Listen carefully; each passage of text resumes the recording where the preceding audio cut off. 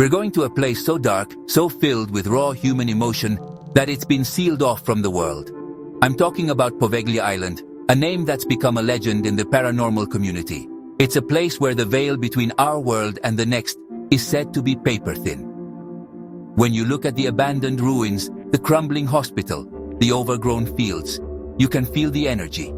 It's a raw, visceral mix of tragedy and terror, a place where history has left a permanent scar.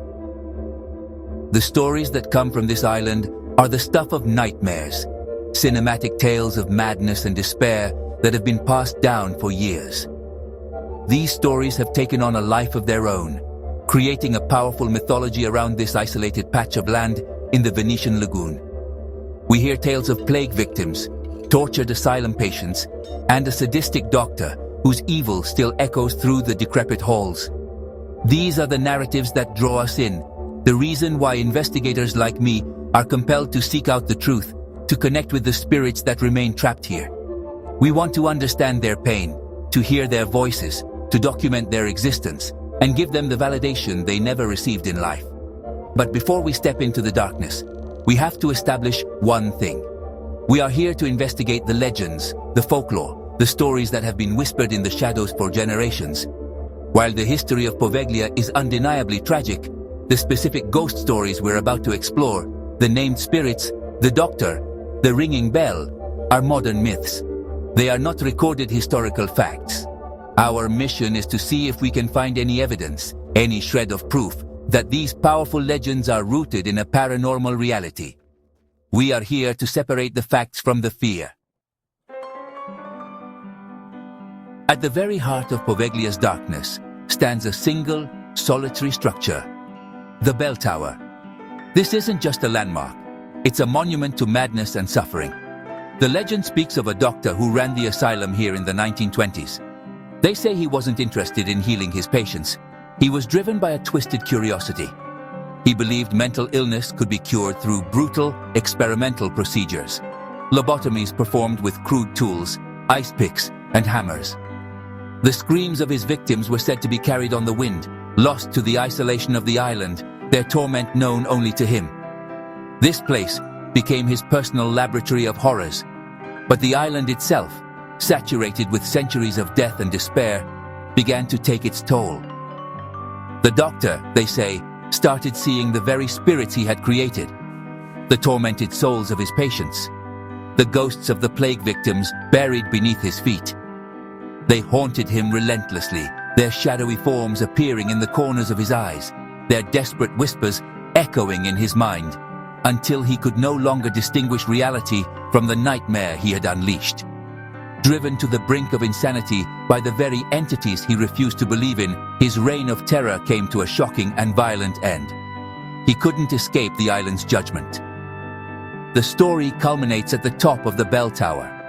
Some say he was thrown by the vengeful spirits of his patients, a final act of justice from beyond the grave. Others say he was so consumed by guilt and terror that he leapt to his own death. But the horror didn't end there. A nurse who witnessed the fall claimed that as he lay dying on the ground, a strange mist or fog enveloped his body, choking the last breath from his lungs. To this day, locals claim that on quiet nights, you can still hear the bell tolling across the lagoon, an echo of the madness that transpired here. It's a sound that signals the doctor's spirit is still trapped, forever bound to the place of his crimes. When you walk through the skeletal remains of Poveglia's buildings, you are never truly alone. The air itself feels heavy, charged with residual energy. Countless urban explorers and the few investigators who have dared to step foot on this forbidden soil report the same unnerving phenomena. They speak of seeing shadowy figures darting down long, decaying corridors, fleeting movements caught in the periphery of their vision. These apparitions are often described as tall and distorted, moving with an unnatural speed before vanishing into the crumbling walls, leaving behind nothing but a lingering sense of dread and the cold sting of fear. The auditory experiences are even more intense, more personal. Imagine standing in the dead silence of a ruined ward, only to hear the distinct, gut-wrenching sound of a woman crying in the next room. You follow the sound, your heart pounding, only to find the room empty, the crying having stopped as suddenly as it began. People report hearing disembodied whispers that seem to come from right beside them, speaking in Italian, too faint to understand, but clear enough to make the hair on your arms stand up. Footsteps echo on floors above you, where no one could possibly be. A relentless pacing sound that suggests a spirit trapped in an endless loop of anxiety and despair. For paranormal investigators, these are not just spooky sounds or tricks of the light. We see these as classic signs of a residual haunting, energy imprinted onto the environment, replaying moments of extreme emotion over and over again. The shadowy figures, the disembodied voices, the phantom footsteps. They are the echoes of unspeakable tragedy. While science has yet to provide a device that can definitively prove these are spirits, when you capture a clear EVP of a voice crying for help in a place where thousands suffered, it becomes undeniable evidence for us. We believe these are the restless souls of Poveglia, reaching out from across the veil, desperate for someone to hear their story. The legends of Poveglia are not just about faceless fear. They've actually given names and faces to the spirits believed to wander its shores. These stories, add a layer of humanity to the horror, turning anonymous ghosts into characters with tragic backstories. One of the most heartbreaking is the tale of little Maria. She is said to be the ghost of a young child who died during the plague years, forever separated from her parents. Locals and fishermen have reported seeing a small, sorrowful figure standing on the shoreline, staring out across the water toward Venice, as if waiting for a boat that will never come to take her home. Her cries are said to be carried on the wind, a sound of pure, innocent loss. Another prominent figure in the island's folklore is Pietro the Phantom.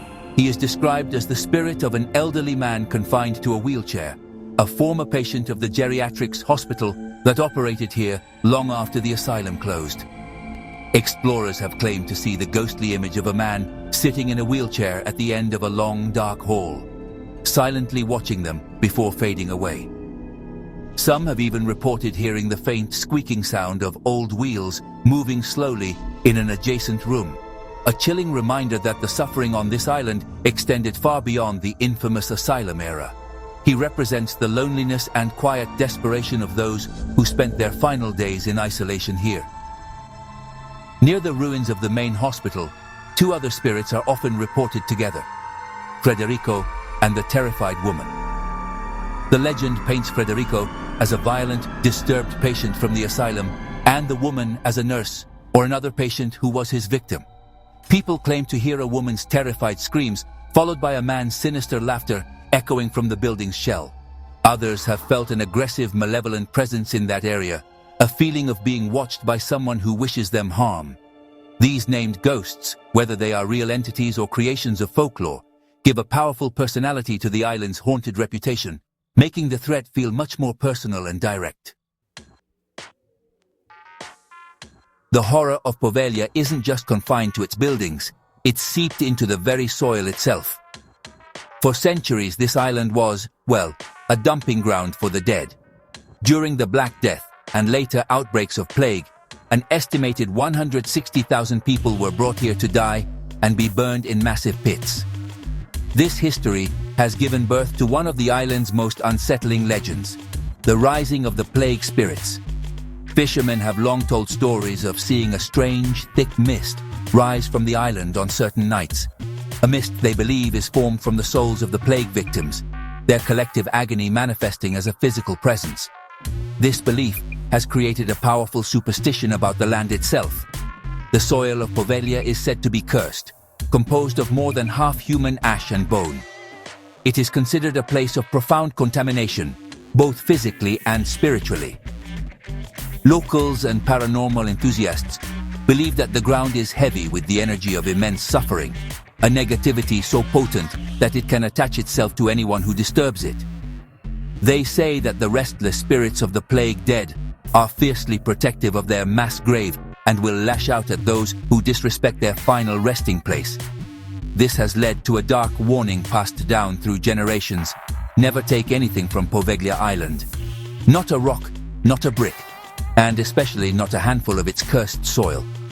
The superstition holds that anyone who removes something from the island will be followed by misfortune.